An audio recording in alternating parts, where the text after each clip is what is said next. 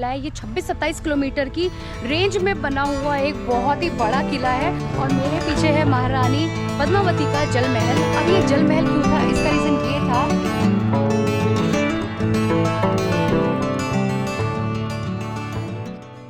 Hello दोस्तों, स्वागत है आपका एक और नई वीडियो में। मैं हूं राइडर नवानी और मैं कर रही हूँ अपनी बाइक से 30,000 किलोमीटर की राइड। और मेरी इस इंडिया राइड जर्नी के दौरान मैं पहुंच गई थी चित्तौड़गढ़ के पास में धनेरियागढ़। तो वहाँ पे हमारी इंस्टाग्राम फैमिली से कुछ मेंबर्स जुड़े थे जिनके घर पे हमने स्टे किया था। और आज मैं जा रही हूँ चित्तौड़गढ़ का किला देखने और चित्तौड़गढ़ की आसपास की सिटी देखने। और आज मैं कोई भी मोटो व्लॉगिंग नहीं कर रही हूँ, आज मेरी पूरी रॉ व्लॉगिंग होने वाली है क्योंकि हम जा रहे हैं गाड़ी से। तो हमारे साथ कुछ और भाई लोग हैं जो अभी ड्राइव कर रहे हैं, तो ये लोग हमारे साथ ज्वाइन हुए हैं, जिस वजह से आज हम बाइक से जाने का बिल्कुल मन नहीं कर रहा था।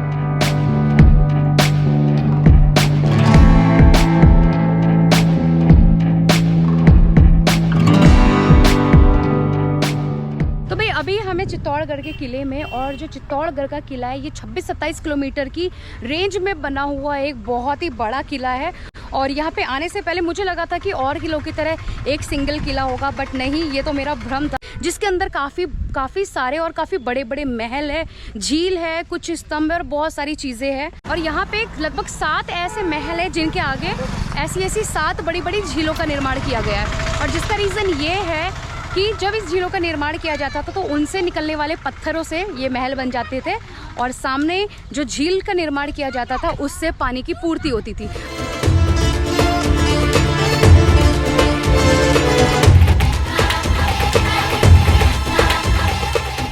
बट यहाँ भी है जैसलमेर की तरह एक रेजिडेंटल किला। बोले तो यहाँ पे आज के टाइम पे बहुत सारे लोग रहते हैं, और ये चित्तौड़गढ़ का किला आई थिंक सबसे बड़ा किला है। तो हम चलते हुए आ रहे हैं काफ़ी देर से और बहुत अंदर तक गाड़ी आ गई है। और अभी जो मैं पहुँची हूँ वो पहुँची हूँ एक विजय स्तंभ पे। तो ये जो विजय स्तंभ है ये एक विजय का प्रतीक हुआ करता था, और चित्तौड़गढ़ का ये विजय स्तंभ महाराणा कुंभा ने बनाया था जब वो मालवा का युद्ध जीत के आए थे। और जो ये विजय स्तंभ है ये 9 मंजिला एक इमारत है, और बताया जा रहा है कि कोविड से पहले इसके अंदर लोग जाते थे, अंदर से इसका व्यू देख पाते थे, बट अभी इसकी अंदर की एंट्री बंद है। तो हम बस इसके साइड से ही इसका नज़ारा देख सकते हैं।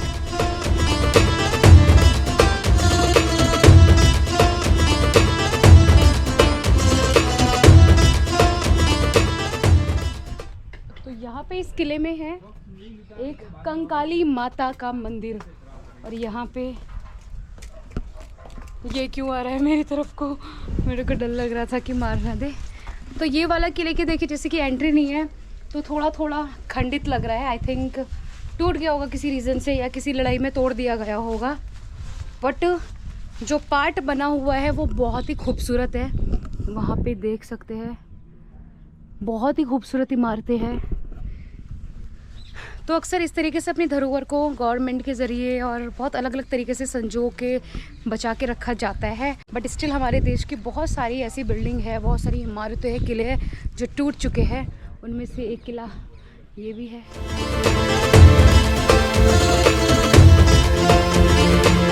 तो अभी हम पहुंच गए काली माता के मंदिर में, और ये जो मंदिर है ये पहले के महाराजाओं की कुल देवी के रूप में पूजी जाती थी। तो बहुत ही मान्यता है इस मंदिर की। और अभी जैसे कि नवरात्रों का टाइम चल रहा है, तो मेरे पीछे देख सकते हैं एक अच्छी खासी संख्या में यहाँ पे लोग आए हैं और अपनी अपनी आस्था के साथ माता से अपनी मन्नतें कर रहे हैं।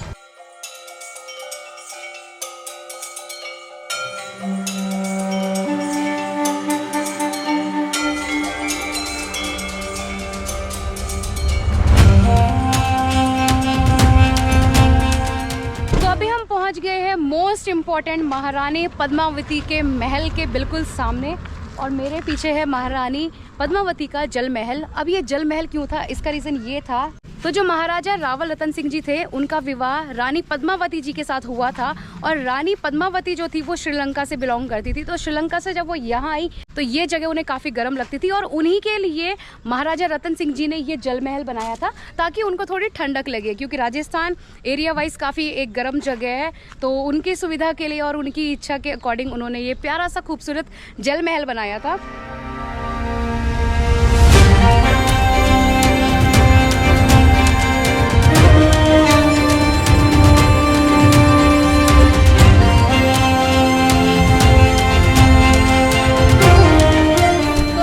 गुजर रही थी और मुझे यहाँ पे दिखा नागचंद्रेश्वर महादेव जी का एक मंदिर। तो महादेव को समर्पित एक ये मंदिर है। और यहाँ पे मैंने एक बड़ी अलग सी चीज़ नोटिस करी, जो कि है ये। तो अक्सर आप लोगों ने देखा होगा कि महादेव के मंदिर के सामने एक नंदी जी हमेशा विराजमान होते हैं, बट यहाँ पे जो नंदी जी की प्रतिमा है वो खंडित है।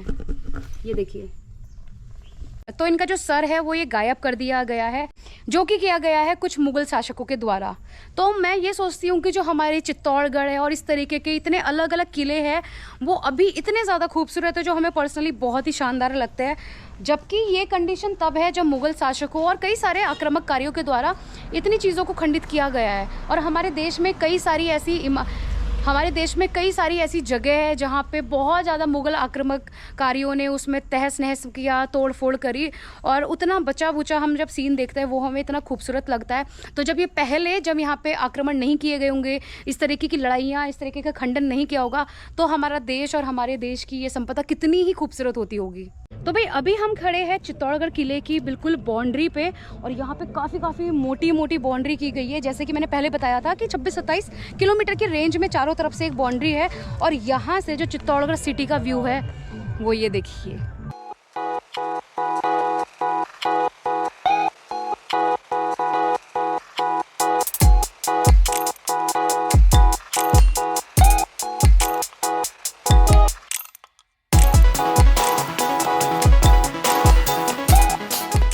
तो अभी मैं आ गई हूँ किले के उस पार्ट में जिसको बोला जाता है रणभूमि। तो आप सामने देख सकते हैं इस किले की जो ये हाइट से मैं सामने का नज़ारा देख पा रही हूँ, ये थोड़ा नीचे डाउन में है। इसको रणभूमि कहा जाता है क्योंकि यहीं पे अक्सर लड़ाइयाँ होती थी। और आपने देखा होगा खिलजी और अकबर ने जब भी यहाँ पे आक्रमण किए तो इसी सामने की रणभूमि में डेरा डाला था। इससे पीछे के अक्सर जितने के महल है, किले हैं, वो बहुत ही खंडित अवस्था में है। उसका रीज़न ये है कि जब यहाँ से आक्रमणकारी शासक अटैक करते थे तो पहले तो उनके लिए इजी नहीं होता था अपने तोप के गोलों के इतनी ऊंचाई में पहुँचाना।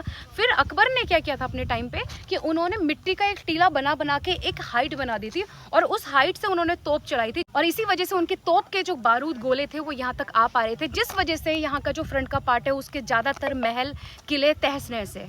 तो अभी हम पहुंच गए हैं इस किले के मेन एंट्रेंस में, और पूरा किला देखने के बाद लास्ट में हम यहाँ पे क्यों आ रहे हैं, क्योंकि जो ये मेन एंट्रेंस है ये उस टाइम के राजा महाराजाओं का एंट्रेंस होता था।